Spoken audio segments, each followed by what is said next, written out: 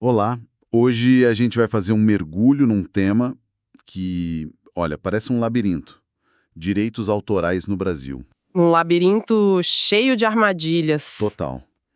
E o nosso guia aqui é um material muito bom da Escola Nacional de Administração Pública. A pergunta de partida parece simples, né? Alguém cria uma música, um livro, um filme, e aí? E aí, como é que o resto do mundo pode usar isso? Exato. Quem pode usar? Como?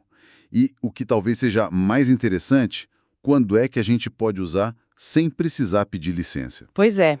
E o legal desse assunto é a tensão que existe por trás dele. É uma briga de gigantes. De um lado, você tem o criador, que, com toda razão, quer proteger sua obra e, claro, viver do seu trabalho. O direito dele. O direito dele. E do outro, a gente tem a sociedade que quer acesso à cultura, à informação, à educação. E a nossa lei, a Lei de Direitos Autorais, a famosa LDA, fica ali no meio tentando ser o juiz dessa partida. Boa. Então, para a gente não se perder nesse jogo, vamos organizar a nossa análise. Primeiro, que tal a gente entender a parte mais, digamos, comercial? Como os direitos de uma obra são passados para frente. A transferência, isso. Depois, a gente investiga o outro lado. Quando é permitido usar uma obra sem autorização. As tais limitações. O uso livre. Isso. E por fim, vamos ver como a justiça tem apitado esse jogo. Porque, com a tecnologia, o campo ficou bem mais bagunçado, né? Completamente. Para começar, tem um ponto que, assim, acho que muita gente confunde. A diferença entre direitos morais e direitos patrimoniais. Ah, isso é fundamental. Os direitos morais são, tipo, a paternidade da obra. O direito de ter seu nome na capa do livro. Isso é seu para sempre, não dá para vender, não dá para transferir. É parte de quem você é como autor. Exato. Agora, os direitos patrimoniais. Bom, aí é a grana. É a exploração econômica da obra. E são esses que podem ser negociados. E é aí que a lei entra para organizar a conversa, imagino. Exatamente. O artigo 49 da LDA bota a ordem na casa. E o material DENAP destaca uns pontos que são, olha, cruciais. Primeiro, se for para transferir todos os direitos, só vale com contrato escrito. Preto no branco. Nada de acordo de boca, então. Nada. E se não tiver contrato escrito, aí a lei já assume um prazo máximo, 5 anos. É uma forma de proteger o criador. Entendi. Outra coisa, o contrato, por padrão, só vale no Brasil. Para valer lá fora, tem que estar escrito. E agora vem a regra de ouro, talvez a mais importante hoje em dia. Qual? A transferência só vale para os jeitos de usar a obra que já existiam na data do contrato. Peraí, isso é gigante. Me dá um exemplo prático. Simples. Você assinou um contrato nos anos 80 para um disco de vinil. Esse contrato, por essa regra, não dá a ninguém o direito de colocar sua música numa plataforma de streaming hoje. Porque streaming não existia. Porque nem se sonhava com isso. É uma trava de segurança importantíssima para o autor, para evitar que ele tenha cedido direitos sobre tecnologias que ele nem imaginava. Faz todo sentido. E a lei usa uns termos que, para mim, sempre soaram meio parecidos. Licença, cessão, eu achava que era tudo a mesma coisa, sabe? Qual é a diferença real entre uma licença e uma cessão? A diferença é total, muda tudo. Pensa assim, a licença é um aluguel. Um aluguel, gostei da analogia. Você autoriza alguém a usar a sua obra, mas a obra continua sendo sua. O inquilino mora no apartamento, mas o dono continua sendo você. Essa licença pode ser paga, pode ser de graça, exclusiva para uma pessoa só ou não. Ok, aluguel. E a cessão? A cessão é a venda. Você transfere a titularidade daquele direito. Quem compra, o chamado cessionário, vira o novo dono. É um passo muito mais sério e, por isso, a lei exige que seja por escrito. Nossa, e o exemplo que o material usa para ilustrar isso com o Alquimista, do Paulo Coelho, é genial. Acho que vale a pena a gente passar por ele. Com certeza, ajuda a materializar a ideia. Vamos lá. Cenário 1. Um diretor de teatro lá de Fortaleza quer adaptar o livro. Certo. Nesse caso, ele pode conseguir uma licença parcial. O Paulo Coelho autoriza o diretor a transformar a obra apenas em peça de teatro. Ponto. Ele não pode fazer um filme, nada disso. Nada. É um uso específico e limitado. E se ele quisesse mais liberdade, mas sem comprar nada? Aí a gente vai para o cenário 2. Uma licença total, mas por um tempo determinado, digamos 5 anos. Com essa licença, o diretor pode fazer o que quiser, peça, filme, musical, história em quadrinhos, A imaginação é o limite. por 5 anos. Acabou o prazo, os direitos plenos voltam para o Paulo Coelho, o imóvel volta para o dono original. É o aluguel com direito a fazer reforma. Entendi. Agora vamos para a venda, a cessão. Como seria uma cessão parcial nesse caso? O diretor compra permanentemente o direito de adaptar o Alquimista para o teatro. Esse direito específico agora é dele. Para sempre. Então, se daqui a 10 anos o próprio Paulo Coelho quisesse autorizar outra pessoa a fazer uma peça, Não poderia. ele não é mais o dono desse direito específico, ele o vendeu. Caramba. E o último cenário, a paulada final, a cessão total, aí é a venda completa. O diretor compra todos os direitos patrimoniais da obra. Se amanhã uma gigante do streaming quiser fazer uma série de O Alquimista, vai ter que negociar com o diretor de teatro. E não mais com o Paulo Coelho. Exato. O Paulo Coelho será para sempre o autor, o criador moral, mas o dono do negócio, dos direitos econômicos, agora é outro. O que esse exemplo brilhante deixa claro é a importância de ler cada vírgula do contrato, né? Totalmente. E além ainda dá uma colher de chá para o autor. O mesmo artigo 49 diz que se o contrato for vago, se não estiver tudo bem especificado, a interpretação da justiça vai ser sempre restritiva. Ou seja, Na dúvida, se entende que foi transferido o mínimo possível para cumprir o objetivo do contrato. É uma rede de segurança contra acordos mal feitos. ok, entendemos o lado comercial, a proteção de quem cria. Mas e aquele outro prato da balança que você falou no começo? O interesse da sociedade em acessar essa cultura toda. É aqui que a lei reconhece que uma obra não é só uma mercadoria. Ela tem uma função social. E por causa disso, o artigo 46 da LDA cria uma lista de situações em que usar uma obra não é considerado uma ofensa aos direitos autorais.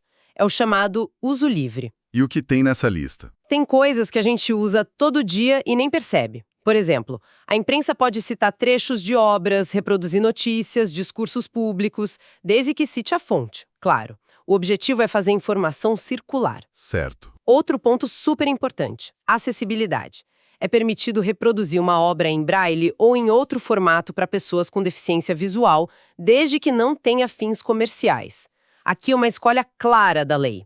O acesso à cultura para esse grupo é prioritário. E para o estudante, por exemplo, aquela cópia de um capítulo de livro para a prova. Entra aí também. A lei permite a reprodução de pequenos trechos para uso privado de quem copia, sem intuito de lucro. É a famosa cópia privada. E também a citação desses trechos num trabalho acadêmico, numa tese. Mas aí tem uma armadilha, né? A expressão pequenos trechos. O que é um pequeno trecho? A lei define isso? Não define. E esse é um dos maiores debates. É uma área cinzenta total. O que acontece na prática, e o material da ENAP aponta isso, é que as próprias instituições tentam criar regras internas. Tipo as universidades. Exato. Algumas adotam um limite de 10%, 20% da obra.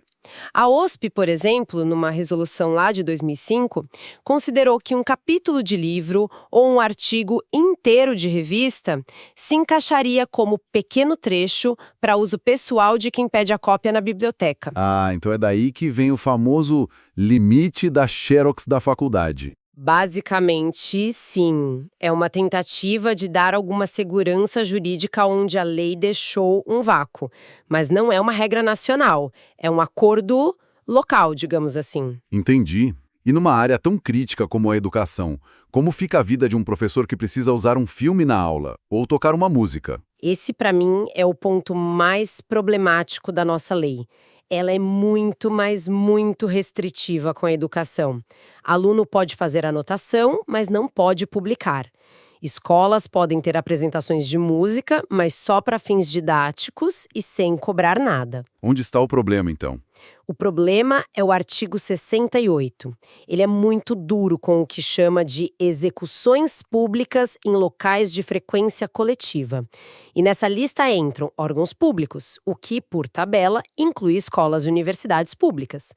Não há uma exceção clara, grande e segura para o uso educacional. O que deixa os professores numa insegurança jurídica enorme. Gigantesca. E tentaram arrumar isso, né?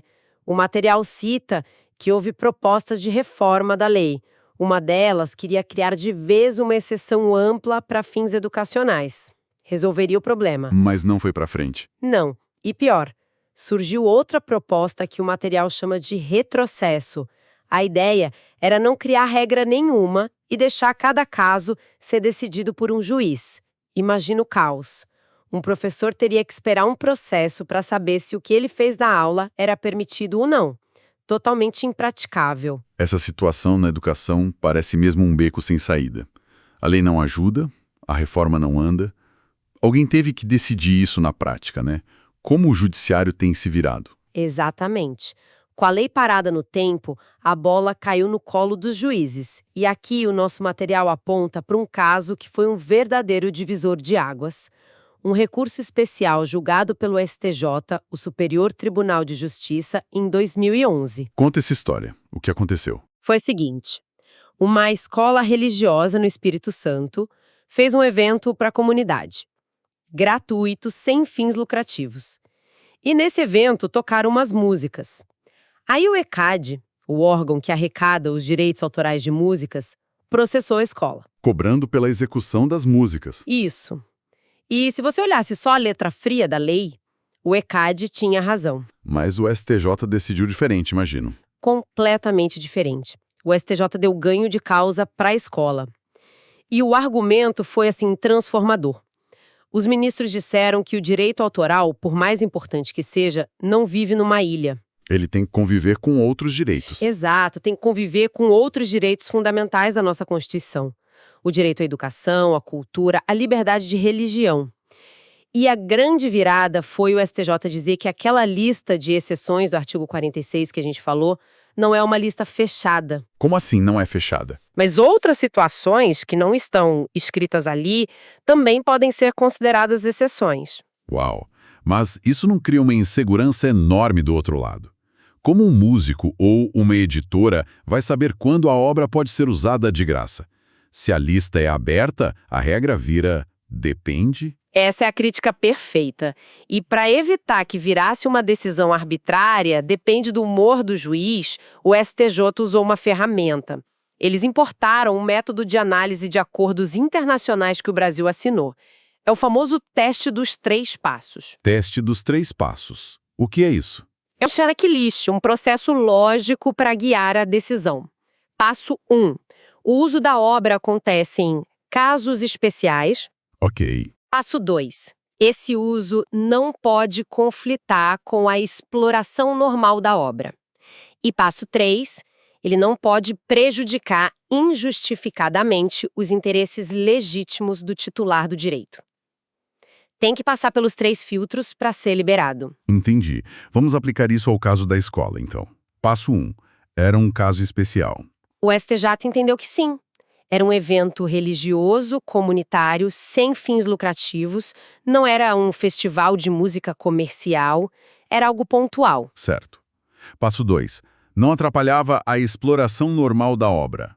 Isso significa que o evento da escola não fez ninguém deixar de comprar um CD ou ir a um show dos artistas? Exatamente essa lógica. A conclusão foi que não havia concorrência. Ninguém deixou de ir a um show para ir à festa da escola. E se passa no passo 2? O passo 3 fica mais fácil. Se não atrapalhou o mercado da obra, não causou um prejuízo injustificado aos autores, passando pelos 3 filtros, o STJ disse, ok, nesse caso específico, a liberdade de culto e o propósito do evento pesam mais que o direito patrimonial do autor. Que virada de chave. Na prática, então, o judiciário usou uma ferramenta internacional para dar mais flexibilidade a uma lei nacional que já estava envelhecida. Perfeito. E o texto destaca o voto de um dos ministros, Masami Ueda, que celebra a decisão como uma nova visão. Ele basicamente admite que a lei sozinha não dá conta e que a solução está em ponderar e equilibrar os pratos da balança usando a Constituição como guia. É o judiciário se adaptando ao mundo que a lei não conseguiu prever. Então, o que fica dessa nossa análise é um paradoxo, né? A gente tem uma lei de direitos autorais que, no papel, Parece super rígida, cheia de detalhes sobre contratos e até meio ultrapassada, principalmente na parte da educação. Exato. Mas na prática, o judiciário encontrou uma espécie de válvula de escape usando princípios maiores, constitucionais e internacionais, para tornar a aplicação da lei mais flexível. Isso, e essa flexibilidade não vem do nada, ela vem dessa busca por equilíbrio. Ao usar uma ferramenta como o teste dos 3 passos, a justiça mostra que não vai olhar só para a proteção do autor. Vai olhar também para o interesse público no acesso ao conhecimento. Só que essa solução não está na lei, está na cabeça dos juízes. Exatamente, está na interpretação deles. Isso tudo nos deixa com uma reflexão final, eu acho. O material que a gente usou como base menciona as tentativas de reformar a lei, que não deram em nada. Isso joga uma luz sobre o futuro, né? Com certeza. Com a velocidade que a tecnologia avança, a gente está falando de inteligência artificial criando arte, criando texto. Será que uma lei pensada para o mundo dos livros e dos CDs ainda consegue dar conta do recado? Ou a gente vai depender para sempre da interpretação de juízes para adaptar as regras depois que o conflito já explodiu? E o que essa dependência toda significa para a segurança de quem cria e de quem usa essas obras hoje?